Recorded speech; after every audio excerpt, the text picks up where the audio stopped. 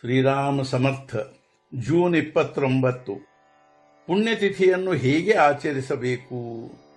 ಸತ್ಪುರುಷರ ಪುಣ್ಯತಿಥಿಯನ್ನು ಹೇಗೆ ಆಚರಿಸುತ್ತೀರಿ? ಅಂದು ಮಾಡಿದ ನಿಯಮವು ಅಖಂಡವಾಗಿ ಉಳಿಯುವಂತಿರುತ್ತದೆ. ಆದ್ದರಿಂದ ಅಂದಿನಿಂದ ನಾಮದ ಹೊರತು ಮಾತನಾಡುವುದೇ ಇಲ್ಲವೆಂದು ನಿಶ್ಚಯಿಸಬೇಕು.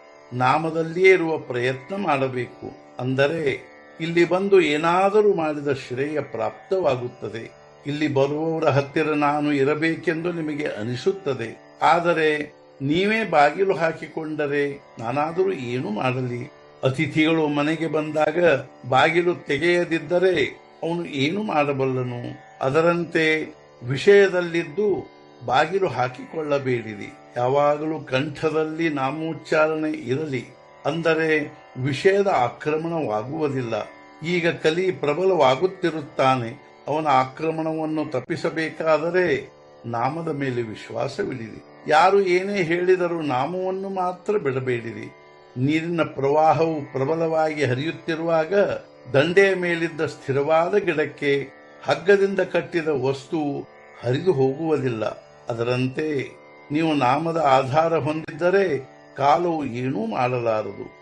ಸಮರ್ಥರು ನಾಮ ಸಮಾಸದಲ್ಲಿ ಹೇಳಿರುವುದೇನೆಂದರೆ, ನಾಮವೇ ರೂಪವೆಂದು ತಿಳಿದು ನಾಮ ತೆಗೆದುಕೊಳ್ಳುತ್ತಾ ಹೋಗಿರಿ. ಅಂದರೆ ರೂಪವು ತಾನಾಗಿಯೇ ಕಾಣುತ್ತದೆ. ಭಗವಂತನು ನಮ್ಮ ಅಂತಃಕರಣದಲ್ಲಿ ಪ್ರಕಟವಾಗುವನಾದ್ದರಿಂದ ನಾಮಸ್ಮರಣೆಯ ಸಹಾಯದಿಂದ ಅವನು ನಿಧಾನವಾಗಿ ಪ್ರಕಟವಾಗುತ್ತಾ ಹೋಗುವುದೇ ನಿಜವಾದ ಹಿತದ್ದು ಹಾಗೂ ಶಾಶ್ವತವಾದದ್ದಾಗಿರುತ್ತದೆ. ತಲೆಯ ಮೇಲೆ ಕೈಯಿಟ್ಟಾಗ ಚಮತ್ಕಾರವಾಗುವುದು, ಏನಾದರೂ ತೇಜ ಕಾಣುವುದು, ದೃಷ್ಟಾಂತವಾಗುವುದು ಮುಂತಾದ ವಿಷಯಗಳು ತಾತ್ಪೂರ್ತಿಕವಾಗಿರುತ್ತವೆ.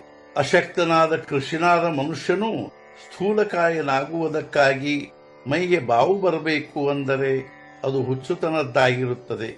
ಇದಕ್ಕೆ ತದ್ವಿರುದ್ಧವಾಗಿ ಅವನು ಸರಿಯಾಗಿ ಔಷಧ ತೆಗೆದುಕೊಂಡರೆ ಅವನು ಸ್ಥೂಲಕಾಯನಾಗದೇ ಇರಬಹುದು, ಆದರೆ ಅವನ ಶರೀರ ಮಾತ್ರ ಗಟ್ಟಿಯಾಗುವುದು. ಅದರಂತೆ ಪರಮಾರ್ಥದ ಅನುಭವ ಇರುತ್ತದೆ.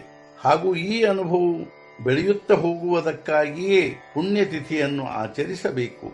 ನಾಮಸ್ಮರಣೆಯನ್ನು ನಿರಂತರ ಮಾಡುವುದರಿಂದ ಇಂದಿಲ್ಲ ನಾಳೆ ಭಗವಂತನ ಪ್ರೇಮವು ಬಂದೇ ಬರುತ್ತದೆ. ಪ್ರಪಂಚದ ಗೊಂದಲದಲ್ಲಿ ಭಗವಂತನ ಸ್ಮರಣೆಯನ್ನು ಇಡುವುದಕ್ಕಾಗಿ ಉತ್ಸವ, ಹಬ್ಬ, ಪುಣ್ಯತಿಥಿ ಮುಂತಾದವುಗಳನ್ನು ಆಚರಿಸುತ್ತಾರೆ. ನಿಜವಾಗಿಯೂ ಪ್ರಾಪಂಚಿಕರಿಗೆ ಎಷ್ಟು ಬಂಧನಗಳಿರುತ್ತವೆ. ದುಡ್ಡು, ಲೌಕಿಕ, ಮಕ್ಕಳು, ಮಿತ್ರರು, ಆಪ್ತರು ಮುಂತಾದವುಗಳು ಬಂಧನವೇ ಆಗಿರುತ್ತವೆ. ಇಂಥ ಅನೇಕ ಪಾಶಗಳಲ್ಲಿಯೂ ನಾಮವನ್ನು ಅಭಿರುಚಿಯಿಂದ ತೆಗೆದುಕೊಳ್ಳುವುದು ಎಷ್ಟು ಕಠಿಣವಾಗಿರುತ್ತದೆ. ಇವೆಲ್ಲವುಗಳಲ್ಲಿ ಸ್ಥಿರವಾಗಿ ಉಳಿಯುವ ಮನುಷ್ಯನು ಅತ್ಯಂತ ಬಲಶಾಲಿಯಾಗಿರಬೇಕಾಗುತ್ತದೆ. ನಾಮದ ಹಿಂದೆ ಭಗವಂತನ ಅಸ್ತಿತ್ವವಿರುವುದರಿಂದ ನಾಮದಲ್ಲಿ ಸತ್ಸಂಗತಿಯೂ ಇರುತ್ತದೆ. ಪ್ರತಿಫಲದ ಅಪೇಕ್ಷೆಯನ್ನಿಡದೆ ಮನಃಪೂರ್ವಕ ನಾಮ ತೆಗೆದುಕೊಳ್ಳುವುದನ್ನು ಇಂದಿನಿಂದಲೇ ನಿಶ್ಚಯ ಮಾಡಬೇಕು.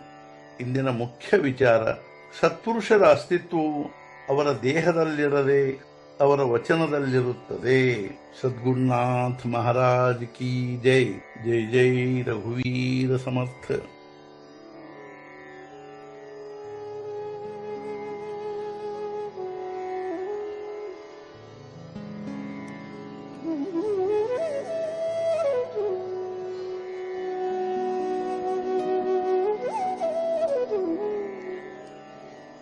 Mm-hmm.